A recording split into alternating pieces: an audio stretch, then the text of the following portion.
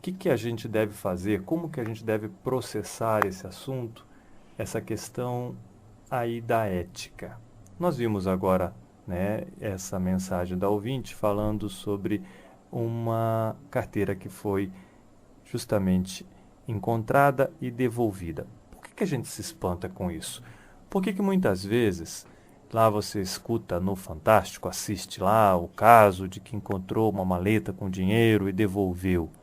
Por que isso nos leva a espanto?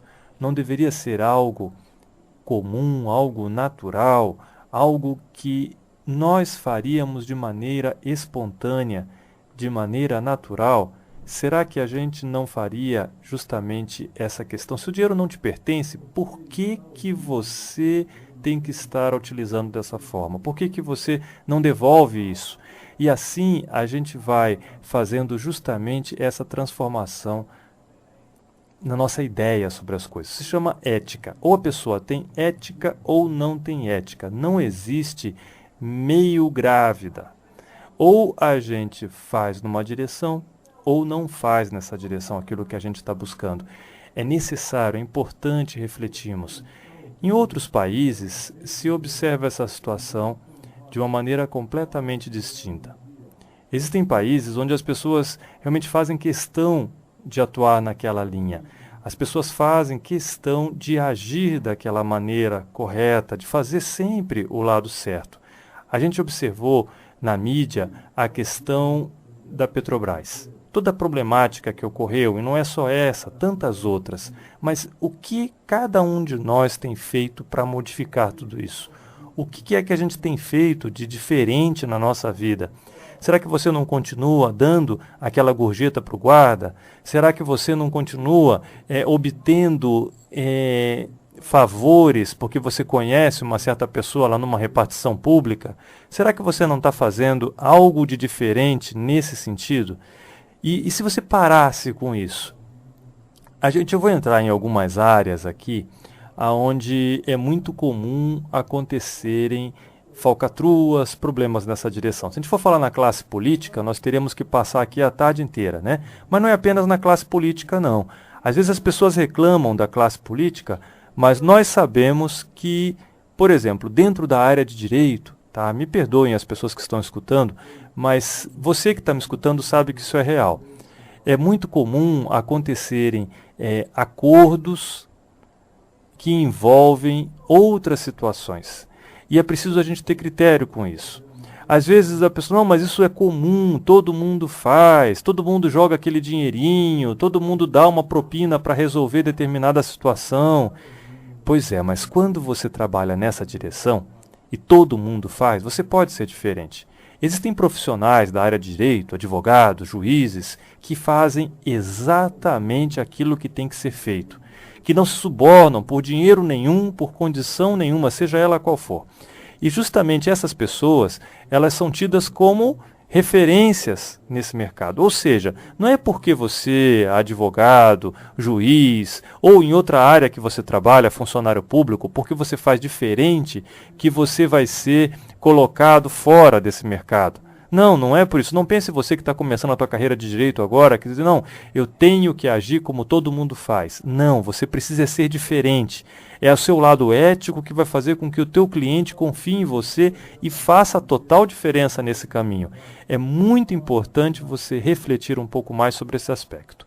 Falando sobre isso, a gente poderia ir para outras linhas, né? Falar tanto lá na área dos funcionários públicos, por exemplo. Quanta coisa a gente vê equivocada nesse sentido. Uma certa vez, numa licitação, claro que eu não vou citar nomes, me estranhou muito porque eu estava participando daquela licitação, estava tudo correto, e havia uma pessoa que sempre colocava uma maneira diferente ali para que alguma coisa, colocava algum ponto para que eu não pudesse participar daquele evento ou não ganhasse aquela licitação em si. E quando terminou a licitação, a empresa foi vencedora e depois de um tempo essa pessoa que estava ali atrapalhando me procurou. Me disse, escuta, nós vamos fazer assim, nós vamos ajustar uma situação diferente, você vai ganhar um dinheiro a mais. E eu disse, olha, eu não vou fazer isso. Não, mas não vai ficar tudo escondido, é só uma coisa entre eu e você, eu já fiz isso com outras empresas. Eu disse, você fez com outras empresas, mas comigo você não vai fazer.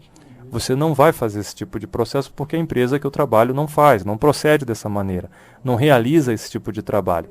Então, essa pessoa ali achou muito estranho aquele processo e ganhei a licitação, as coisas se ajustaram para frente. Então, essa onda de que todo mundo faz não nos interessa.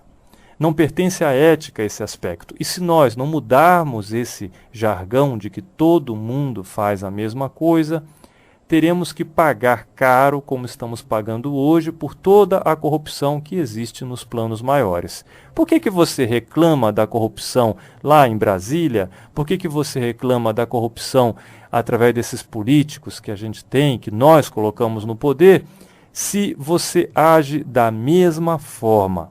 Não existe roubo pequeno nem roubo grande.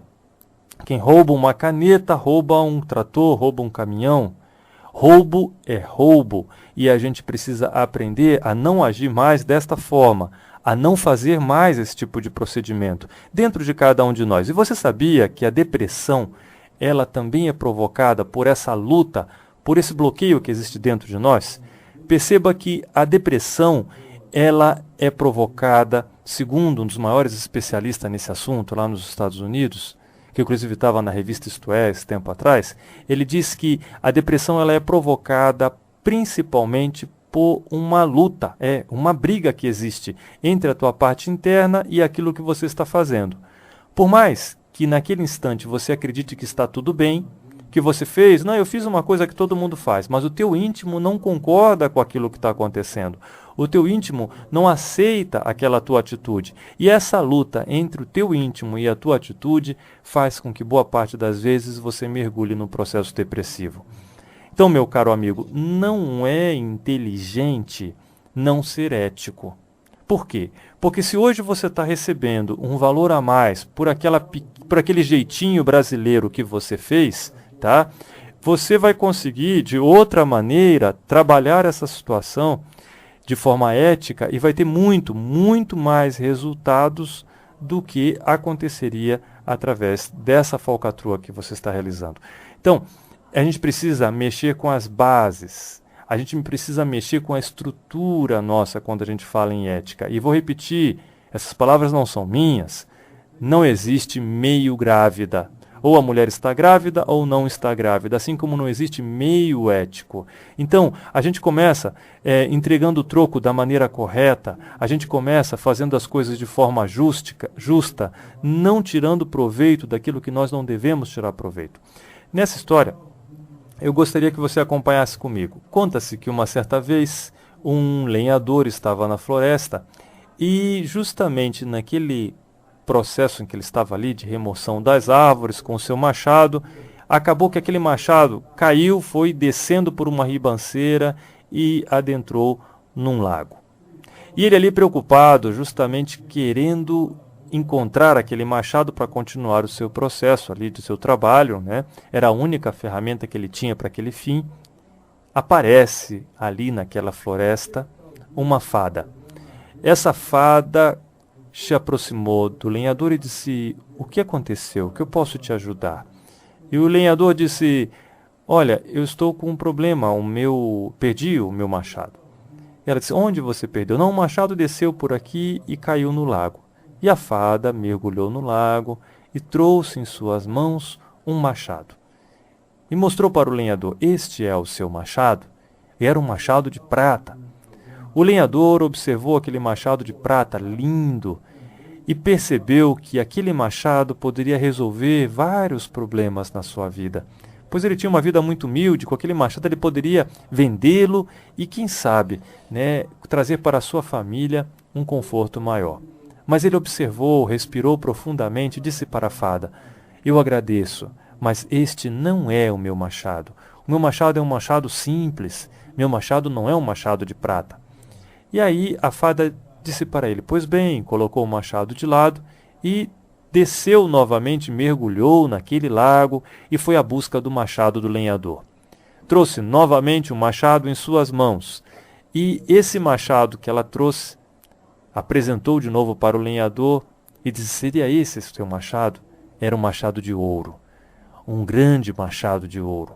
O lenhador mais uma vez observou aquele machado e pensou consigo: puxa, com esse machado eu poderia vender e quanta coisa eu poderia fazer de diferente na minha casa, para minha família.